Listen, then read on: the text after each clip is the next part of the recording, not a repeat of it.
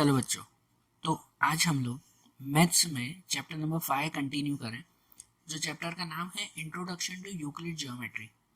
देखो, इस चैप्टर में कल हमने इनकी थियरी देखी थी ना, जिसमें जियोमेट्री के बारे में हमने इंट्रोडक्शन समझा था। उसके बाद यूक्लिड की जियोमेट्री में हमने डिफाइन अनडिफाइंड टर्म्स, यूक्लिड के एक्सियम्स, यूक्लिड के थियरम्स, पोस्टुलेट्स, ये हमने समझे थे। आज हम लोग इनकी फाइनल एक्सरसाइज देखें। इनमें जो दो एक्सरसाइज हैं चैप्टर में, वो दोनों देखें। उनमें भी थियरी है, कोई सम्स है नहीं, थियरी वाइज ही हमें करना है। देखो, हम लोग एक्सरसाइज 5.1 की शुरुआत करें तो एक्सरसाइज 5.1 में जो पहला क्वेश्चन है ना, उसमें सिर्फ लिखा हुआ है कि which of the following statement are true and which are false, give reason for your answer. पहले में हमें सिर्फ ट्रू और फॉल्स ही बताना है, कौन सा ट्रू कौन सा फॉल्स है। तो देखो, जैसे कि पहला दिया हुआ है, उसमें पहला क्वेश्चन है कि only one line can pass through a single point, कि एक पॉइंट में से एक ही लाइन पास हो सकती है। कि सपोज कहीं पे एक पॉइंट बना हुआ हो तो उसमें से खाली एक ही लाइन पास होगी? नहीं, उसमें से तो जितनी चाहिए उतनी लाइन पास कर सकते हैं ना एक पॉइंट में से। तो एक पॉइंट में से एक लाइन थोड़ी पास होती है, दो पॉइंट हो ना तो उनमें से एक लाइन पास होती है। तो इसमें आंसर में क्या लिखेंगे? तो इसके आंसर में लिखा जाएगा फॉल्स। गलत ही है ना ये, कि because there are infinite number of line that can pass through one point, कि एक पॉइंट में से इनफाइनाइट नंबर ऑफ लाइंस, मतलब जितनी चाहिए उतनी लाइन पास हो सकती है, सिर्फ एक लाइन नहीं, मतलब ये फॉल्स हुआ। फिर दूसरा है कि there are an infinite number of lines which can pass through two distinct points, कि अगर टू डिस्टिंक्ट पॉइंट्स हो, मतलब कि अगर दो पॉइंट हो तो इन दोनों पॉइंट में से इनफाइनाइट लाइन जा सकती है। तो गलत। कल हमने जो 5 पॉस्टुलेट पढ़े थे उसमें पहला ही पॉस्टुलेट था कि दो पॉइंट में से एक ही लाइन पास होगी, एक ही लाइन बनेगी जो दोनों में से पास हो। नहीं तो फिर जो है वो दूसरे तो सिर्फ एक एक पॉइंट में से पास होगी। दो पॉइंट में से सिर्फ और सिर्फ एक ही लाइन पास होती है। तो इसमें तो लिखा हुआ है इनफाइनाइट नंबर्स, तो ये भी फॉल्स हुआ। इसमें भी फॉल्स लिखेंगे कि because one and only one line can be drawn through two distinct points, के दो पॉइंट्स में से सिर्फ और सिर्फ एक ही लाइन पास होती है। फिर नंबर 3 में है क्या terminated line can be produce indefinitely on the both sides. क्या टर्मिनेटेड लाइन, कल भी पता ये समझ रहे थे पोस्टुलेट्स में कि टर्मिनेटेड लाइन ये कहलाते हैं कि जिसमें दोनों तरफ एरो हो, तो उस लाइन को बोथ साइड, दोनों तरफ इनडिफाइनेटली आगे बढ़ा सकते हैं। तो इसमें दोनों तरफ इनडिफाइनेटली आगे बढ़ा सकते हैं ना, ये तो सही है ना। तो इसमें क्या लिखेंगे? ट्रू लिखेंगे। ट्रू, कि यहाँ ये सही, यही सेंटेंस लिखेंगे, क्या terminated line can be produce both side indefinitely, है ना, इनफाइनेटली। ठीक है, उसको दोनों साइड जितना चाहे उतना आगे हम लोग बढ़ा सकते हैं। सिंपल ना। उसके बाद है नंबर 4 कि if two circles are equal then the radius are equal, कि अगर कोई दो सर्कल इक्वल है, ये दो सर्कल अगर कोई इक्वल है तो इसका मतलब उसका रेडियस भी इक्वल होगा। सही बात है, रेडियस पता है ना, यहाँ सेंटर से सर्कल तक का डिस्टेंस, तो वो रेडियस कहलाता है। यहाँ पे भी सेंटर से सर्कल तक का डिस्टेंस वो रेडियस हुआ।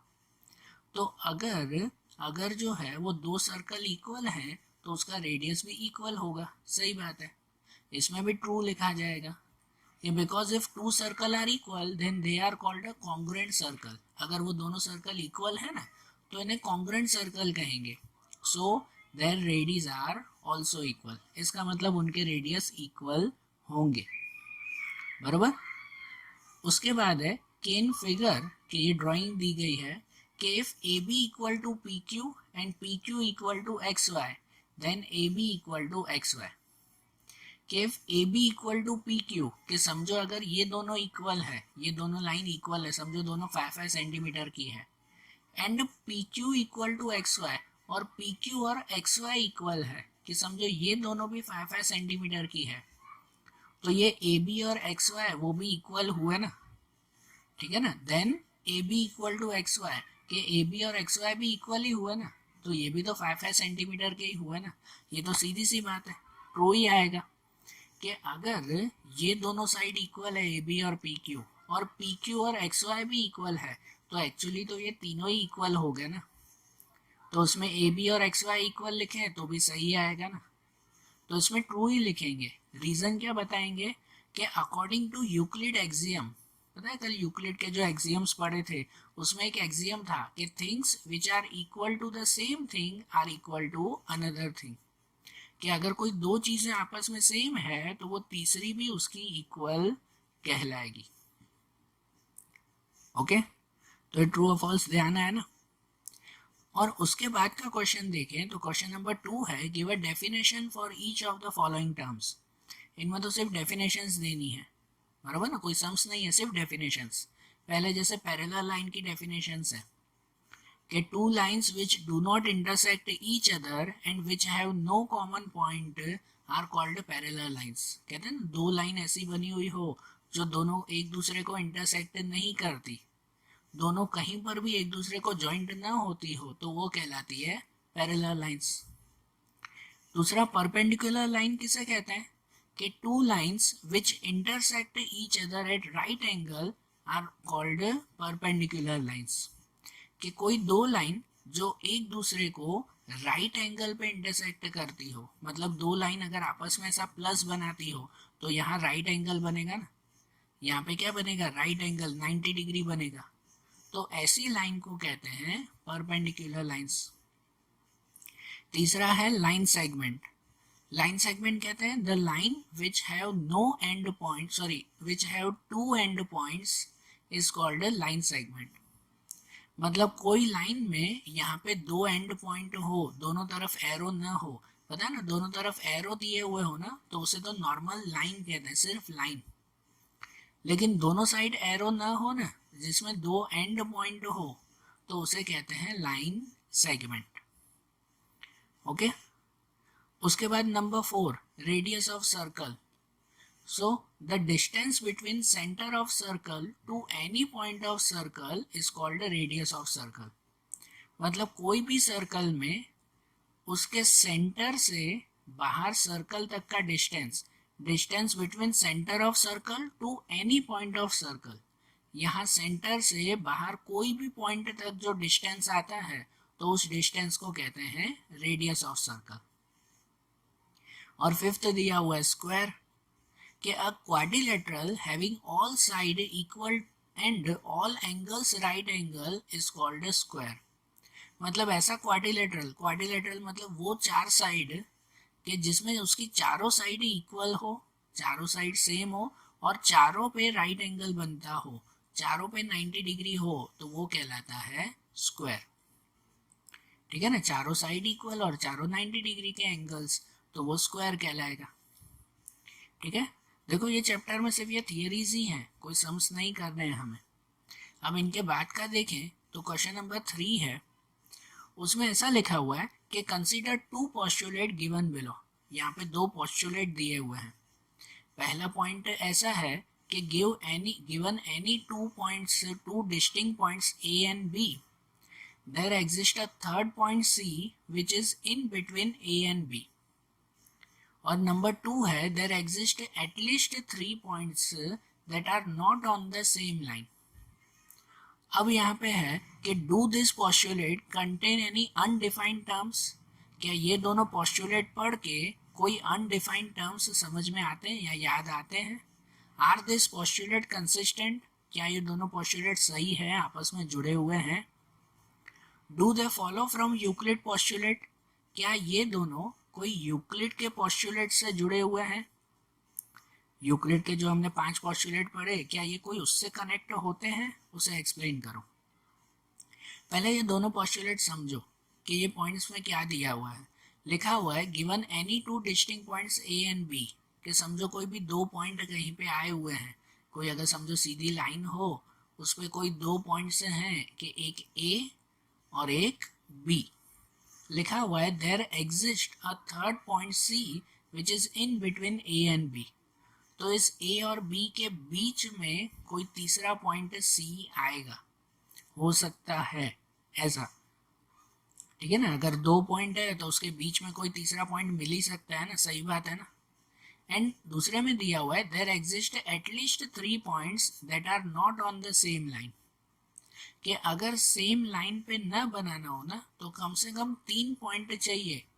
2 पॉइंट हो ना तो 2 पॉइंट समझो, ए और बी 2 पॉइंट है तो 2 पॉइंट तो एक ही लाइन पे आ जाए।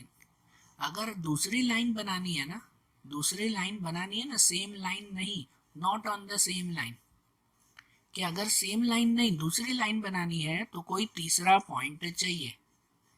सही बात ना, देयर एग्जिस्ट एटलीस्ट 3 पॉइंट्स, कम से कम तीसरा पॉइंट तो चाहिए ना, समझो तीसरा पॉइंट सी तो चाहिए ना, तो कोई दूसरी लाइन बनेगी ना, नहीं तो 2 पॉइंट तो सेम लाइन पे ही आ जाते हैं।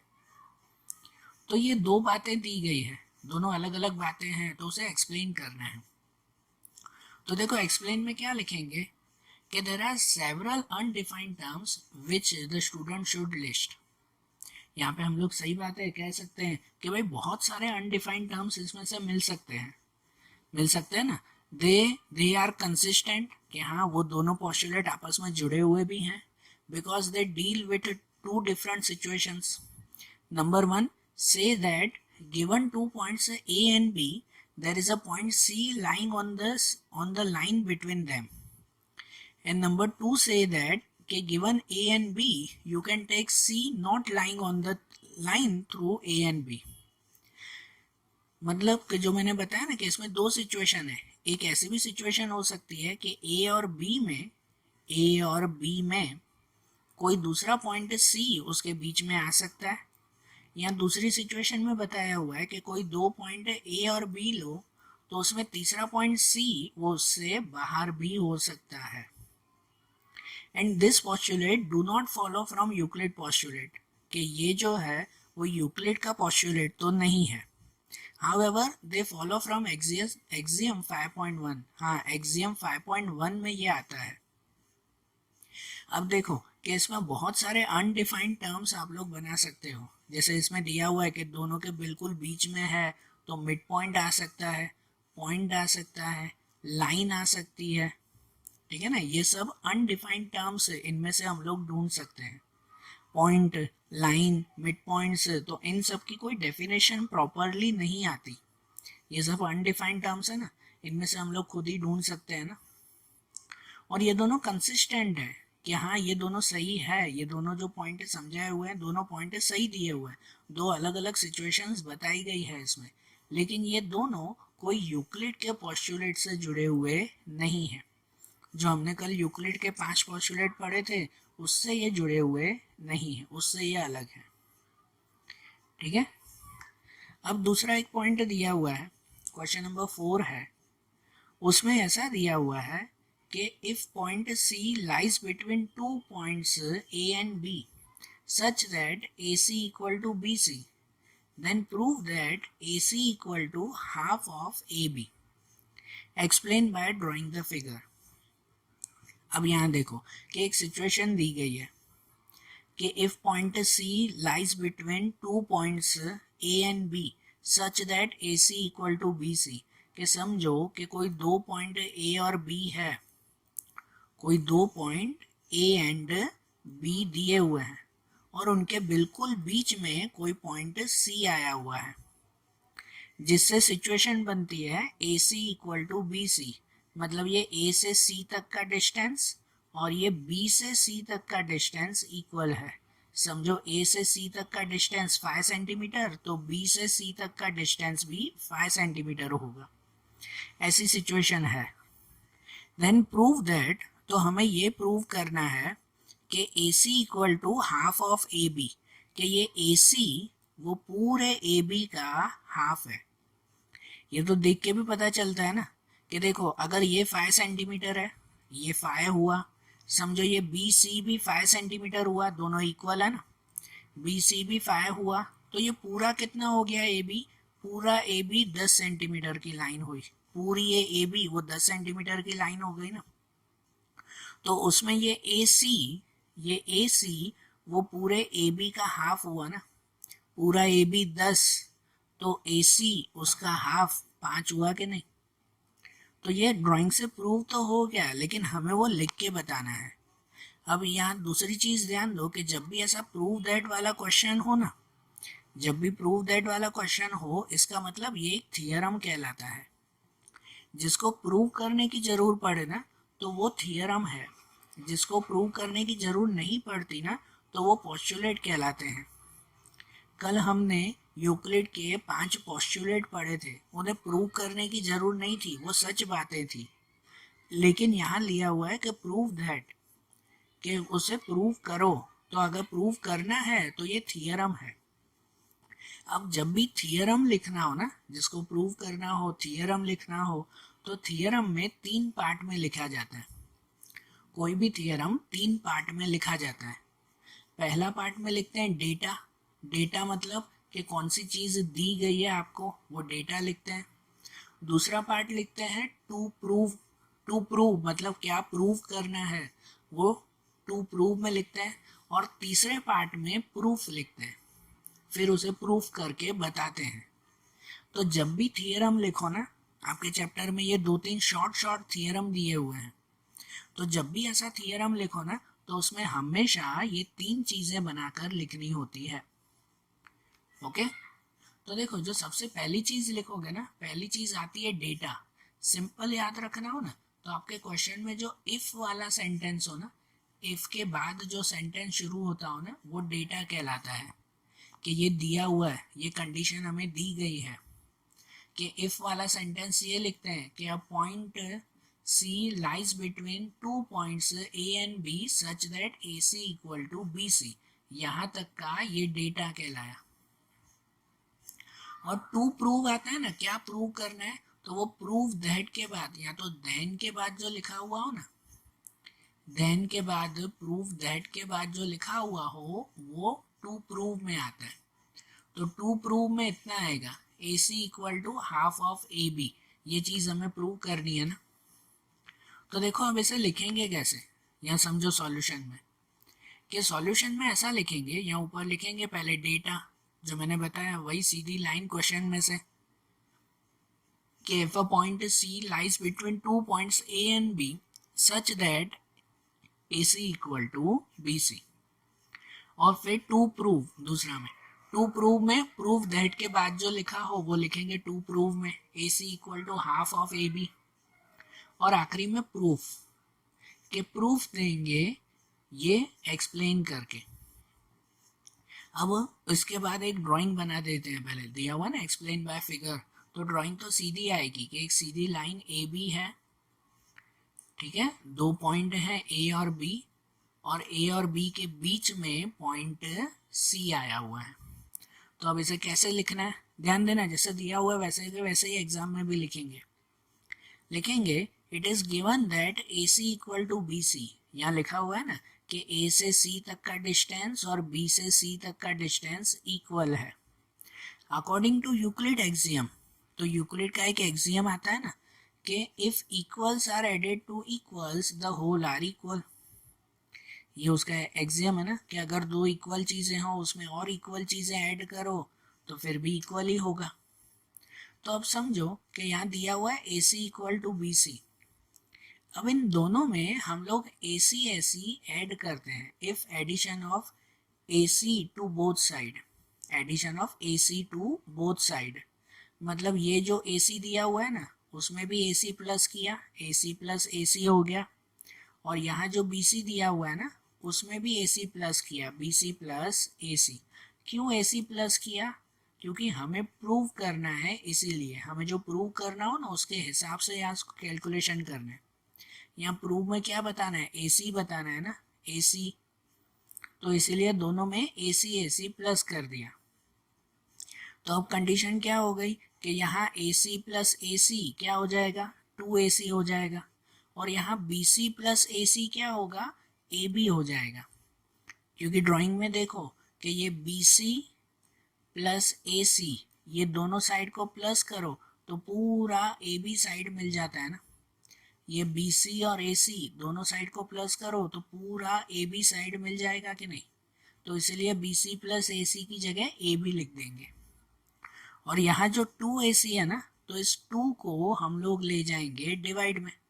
ये 2 को डिवाइड में ले जाए मतलब कि AC इक्वल टू क्या हो जाएगा, AC equal to half of AB। 2 divide में ले जाओ मतलब क्या हो जाएगा, हाफ हो जाएगा ना। तो कहेंगे कि A C equal to half of A B. ये प्रूव हो गया ना, जो प्रूव करना था वो प्रूव हो गया ना हमारा, A C equal to half of A B. समझ आ गई ना। तो जब भी कोई भी चीज प्रूव करनी हो ना, ऐसे 3 पार्ट में लिखा करो। अब इसके बाद वाला जो एक क्वेश्चन है ना, क्वेश्चन नंबर 5, उसमें क्या दिया हुआ है कि इन क्वेश्चन 4 अभी जो प्रूव किया, point C is called the mid point of line segment A B. Prove that every line segment has one and only one mid point. अब यहाँ पे भी दूसरी चीज हमें प्रूव करनी है, प्रूव दैट। ऐसा है कि सपोज इस ए बी में, जो क्वेश्चन 4 में यही ड्राइंग दी गई थी ना, कि ये ए बी और उस पे बीच में पॉइंट सी दिया हुआ है, कि point C is called the mid points of line segment A B, कि ये पॉइंट सी वो ए बी का मिड पॉइंट है। तो ऐसा प्रूव करो कि every line segment has one and only one mid point, कि हर लाइन का एक ही मिड पॉइंट होता है। ये तो बात सही है ना। आप कोई भी लाइन बनाओ, जैसे ए बी लाइन बनाओ, तो उसके बिल्कुल बीच में कितने पॉइंट आएंगे, एक ही पॉइंट आएगा ना। मैं दूसरी भी कोई लाइन बनाऊं तो इसका मिड पॉइंट ढूंढना हो, बिल्कुल बीच में ढूंढना हो, तो मिड पॉइंट कितने मिलेंगे, एक ही मिड पॉइंट मिलेगा ना उसका। तो वो एक ही मिड पॉइंट यहाँ पर मिलेगा। समझ आ रहा है ना, हर लाइन का एक ही मिड पॉइंट होगा, लेकिन उसे प्रूव करके बताना है। तो अब इसे भी अगर प्रूव करके बताना है तो हमें वैसे ही 3 पार्ट में लिखना होगा। तो देखो इसका सॉल्यूशन। सॉल्यूशन में जैसे लिखा हुआ है कि सबसे पहले डेटा लिखेंगे। डेटा में लिखेंगे कि if point C is a mid point of A B, कि ए बी का मिड पॉइंट पॉइंट सी है। तो टू प्रूव में हमें क्या प्रूव करना है, तो हमें ये प्रूव करना है कि every line segment has one and only one mid point. ये चीज हमें प्रूव करनी है। और उसका प्रूफ क्या लिखें, तो प्रूफ में ये पूरा लिखेंगे ना। देखो ड्राइंग में तो इतनी बात है ना कि भाई ए बी, अगर इसकी ड्राइंग बनाए तो वही ड्राइंग बनेगी कि ए बी पॉइंट है और उसके बिल्कुल बीच में पॉइंट सी उसका मिड पॉइंट है। सही बात है। तो अब इसको कैसे प्रूव करेंगे, तो इसको ऐसा प्रूव करेंगे, कितनी बार, यहाँ पे दूसरी बात ध्यान दो, कितनी बार कोई चीज़ें अगर प्रूव करनी हो ना, तो वो प्रूव कन्वर्स थियरम के थ्रू करते हैं। कौन सी चीज़, कन्वर्स थियरम। कन्वर्स थियरम का मतलब ये कहलाता है कि पहले जो आपको सिचुएशन दी गई है ना, उस सिचुएशन की उल्टी सिचुएशन सपोज करो। जो भी सिचुएशन दिया हुआ हो उसका उल्टा सपोज करो, और आखिरी में उस चीज़ को गलत बताओ कि नहीं ये चीज़ गलत है, जो हमने सपोज किया वो गलत है। कि देखो ये बात हमें पता तो है, ये बात हमें पता तो है कि कोई भी लाइन का एक ही मिड पॉइंट आएगा। ये बात तो क्लियर तो है ही ना, हमें तो प्रूव करनी है ना। तो आप लोग उल्टा प्रूव करो कि कोई भी लाइन का एक नहीं 2 मिड पॉइंट होंगे, कि भाई सी नहीं दूसरा पे मिड पॉइंट डी भी होगा। और फिर आखिरी तक पहुंचते पहुंचते आपने जो सपोज किया ना उसे गलत बता दो कि नहीं भाई हमारी बात गलत थी, किसी में भी एक ही मिड पॉइंट आएगा। ठीक है ना। तो उल्टा सपोज करके फिर प्रूव किया जाता है ना, उसे कन्वर्स थियरम कहते हैं। तो यहाँ पे देखो इसको कैसे प्रूव करेंगे कि let line segment A B having 2 mid points C and D, कि चलो कि इसके 2 मिड पॉइंट होंगे। समझो यहाँ पे लाइन है A B, line A B है, कि उसके एक नहीं समझो 2 मिड पॉइंट हो, अगर सी और डी 2 मिड पॉइंट है उसके, मतलब कि A C equal to half of A B. अगर 2 मिड पॉइंट होंगे तो इसका मतलब ये जो ए सी है वो भी पूरे ए बी का हाफ होगा। आगे प्रूव किया ना 4 वाले में कि ये ए सी जो है वो पूरे ए बी का आधा हुआ ना, and A D is half of A B. और तो दूसरा जो डी अगर पॉइंट ले रहे हैं ना, ये भी मिड पॉइंट है अगर, तो इसका मतलब ए डी, अगर डी मिड पॉइंट है तो ये ए डी वो भी पूरे ए बी का हाफ हो गया। अगर मिड पॉइंट है तो यही बात गिनी जाएगी ना। So according to this we can say that A C equal to A D. तो इस कंडीशन के हिसाब से ये कहा जाएगा कि ये ए सी और ये ए डी वो दोनों सेम है, क्योंकि वो भी ए बी का आधा हुआ और ये ए डी भी ए बी का आधा हुआ, तो इसका मतलब ये दोनों इक्वल ही हुए, दोनों सेम हो गए। और अगर दोनों सेम है so C and D are the same point on A B. अगर ए सी और ए डी दोनों सेम है ना, तो इसका मतलब सी और डी वो एक ही पॉइंट पे गिने जाएंगे, अलग अलग हो सकते नहीं है। सी और डी दोनों सेम पॉइंट पे, एक ही पॉइंट पे आएंगे, दो पॉइंट नहीं होंगे। इसका मतलब मिड पॉइंट एक ही होगा, भले अगर दो नाम भी का हो ना तो भी मिड पॉइंट तो एक ही हुआ, उसे दो अलग अलग गिनेंगे नहीं। तो यहाँ लिखेंगे सो अवर अजम्पशन इज रॉन्ग, जो स्टार्टिंग में हमने सपोज किया ना दो मिड पॉइंट होंगे वो गलत है। And hence it is prove that every line segment has one and only one mid point. तो ये चीज़ प्रूव होती है कि हर लाइन सेगमेंट में एक ही मिड पॉइंट होता है, दो नहीं हो सकते। ठीक है। अब ऐसा ही नंबर 6 भी है कि नंबर 6 में ऐसा दिया हुआ है कि if figure if AC equal to BD then prove that AB equal to CD। कि समझो एक लाइन दी गई है, एक ड्राइंग दी गई है, आपके टेक्स्ट बुक में है ये ड्राइंग, कि उसमें चार पॉइंट हैं A, B, C और D, ऐसे चार पॉइंट हैं कि ये चारों पॉइंट हैं। और उसके लिए कंडीशन ऐसी दी गई है if AC equal to BD, drawing में है कि अगर A से C तक का डिस्टेंस और B से D तक का डिस्टेंस सेम है, AC equal to BD, then prove that AB equal to CD। तो हमें प्रूव करना है कि A से B तक का डिस्टेंस और ये C से D तक का डिस्टेंस भी सेम होगा, ऐसे हमें प्रूव करना है। तो उसके प्रूफ में कैसे लिखेंगे, डेटा में लिखेंगे ये इफ वाला सेंटेंस, तो डेटा में सिर्फ इतना ही कि if AC equal to BD। और टू प्रूव में, तो टू प्रूव में प्रूव दैट के बाद क्या लिखा हुआ है AB इक्वल टू CD, ये चीजें प्रूव करनी है AB इक्वल टू CD।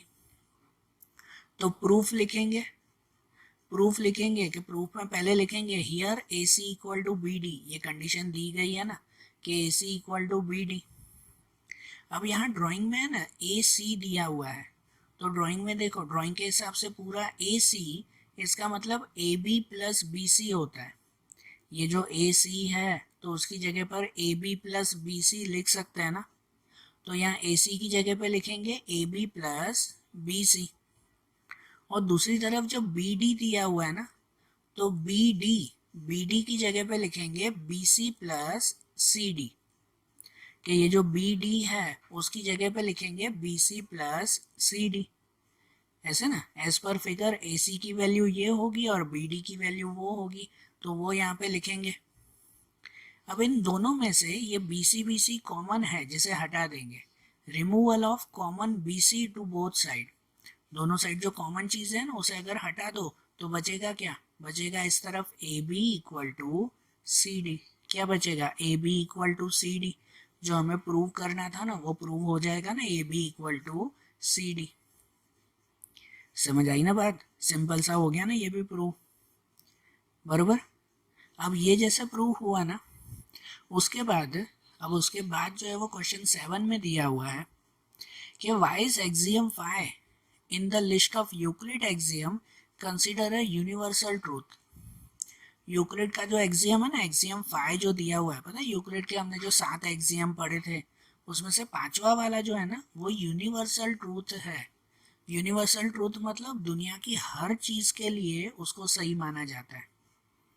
तो सही है कि इसमें थियरी वाइज लिखेंगे कि यूक्लिड का फिफ्थ एक्सियम क्या बताता है, Euclid fifth axiom says the whole is a greater than a part, whole is greater than a part, कि कोई टुकड़े से पूरा वो ज़्यादा ही कहलाता है।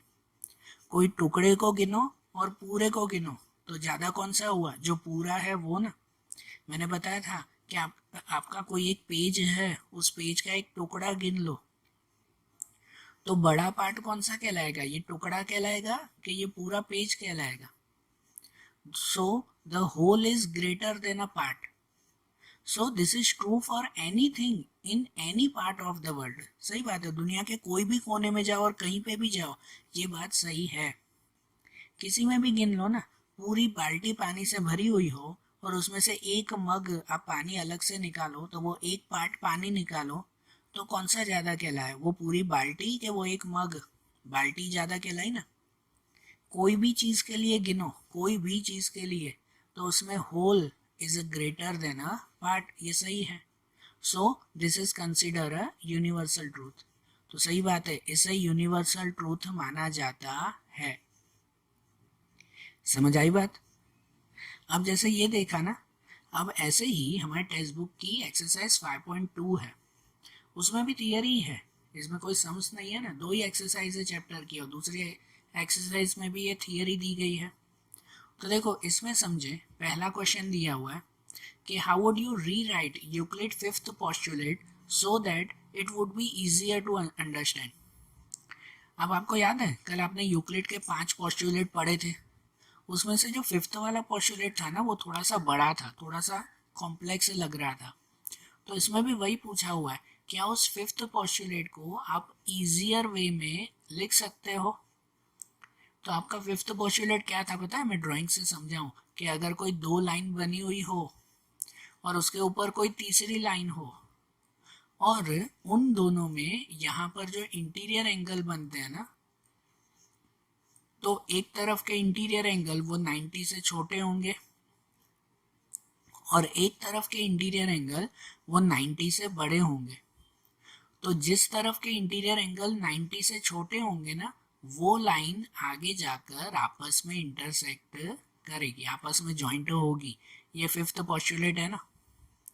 तो इसको इजी ऐसे लिख सकते हैं कि if two line intersect the third line in such a way that the sum of interior angle is less than 180। यहाँ सम मतलब दोनों का टोटल, ये दोनों अगर 90 से छोटे होंगे तो दोनों का टोटल वो 180 से भी छोटा ही कहलाएगा ना, less than 180। Then the two line intersect each other. तो जो जहाँ पे ये टोटल 180 से छोटा होगा ना, तो वो दोनों लाइन आपस में इंटरसेक्ट करेगी। और ये जो क्वेश्चन है ना, ये क्वेश्चन का आंसर आप लोग अपनी तरह से भी लिख सकते हो, खुद भी बना सकते हो इसका आंसर, कि आपको नॉर्मली बताना है कि जिस साइड के एंगल्स, जिस साइड के इंटीरियर एंगल्स अगर 90 से छोटे होंगे ना, तो वो लाइन आपस में इंटरसेक्ट करेगी। आपको खुद ही ये बताना है ना कि इजीली समझ में आए वैसे, बराबर। और दूसरा क्वेश्चन दिया हुआ है कि does Euclid fifth postulate imply the existence of parallel line, explain. क्या ये जो फिफ्थ पोस्टुलेट है ना, वो पैरेलल लाइन के बारे में समझाता है? क्या फिफ्थ पोस्टुलेट में पैरेलल लाइन हो सकती है? मतलब अभी फिफ्थ पोस्टुलेट में मैंने देखा कि ये दोनों लाइन ऐसी हो, बीच में ये लाइन दी गई है, तो जहाँ पे टोटल 90 से छोटा हो, जहाँ पे एंगल 90 से छोटे हो, वो आपस में जॉइंट होंगे। तो जो लाइन आपस में अगर जॉइंट होगी तो वो पैरेलल लाइन कैसे कहलाएगी? क्या इसमें पैरेलल लाइन बन सकती है, वो इस क्वेश्चन में पूछा हुआ है। तो हाँ, बन सकती है बेटा।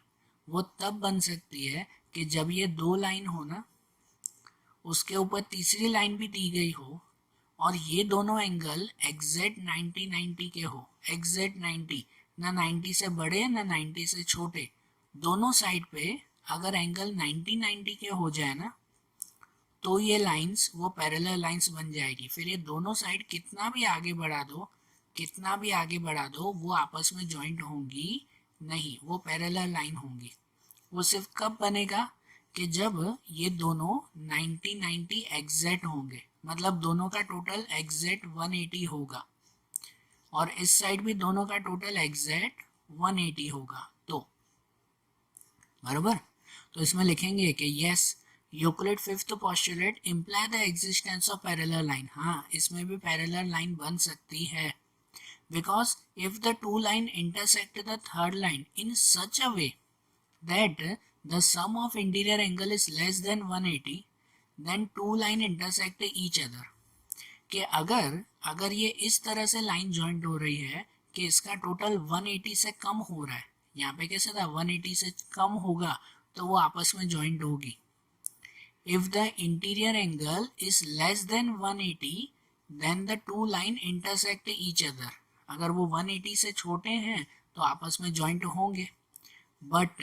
But if the sum of interior angle is 180, लेकिन अगर टोटल एग्जैक्ट 180 हुआ ना, then the lines don't intersect और लाइन्स आर पैरेलल, तो वो लाइन इंटरसेक्ट नहीं होगी और वो लाइन पैरेलल कहलाएगी।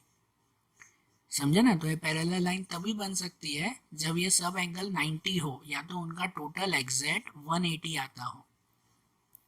बरोबर? तो देखो ये चैप्टर यहाँ पर कंप्लीट हुआ ना, और आज जैसे हमने ये मैथ्स का चैप्टर देखा ना, अब ऐसे ही मैथ्स के दूसरे चैप्टर्स हम लोग अगले वीडियोस में देखेंगे। Okay, thank you.